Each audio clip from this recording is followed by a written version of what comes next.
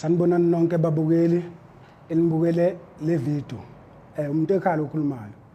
Bafowethu khona ukungiphethe kabi kakhulu kodwa nje ngithi ngizokudlulisa nje kusashisa kungaze konakale kakhulu.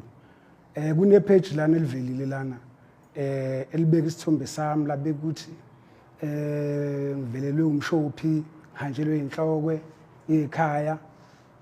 Lokho bafowethu ngicela ukudlulisa nje ukuthi angikwazi njengomuntu ekhala angikwazi.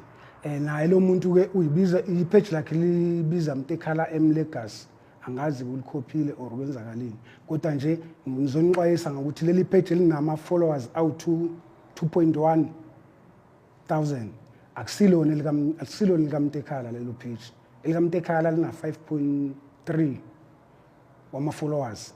So nje ngicela nihlukanise lokho ukuthi leli nje lisenama followers ala ku 2.1k akusile likamuntu ekhala.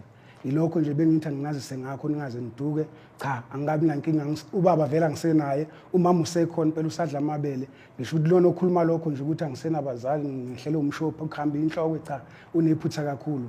Ngiyabonga kakhulu babukeli bonke. Ngiyabonga.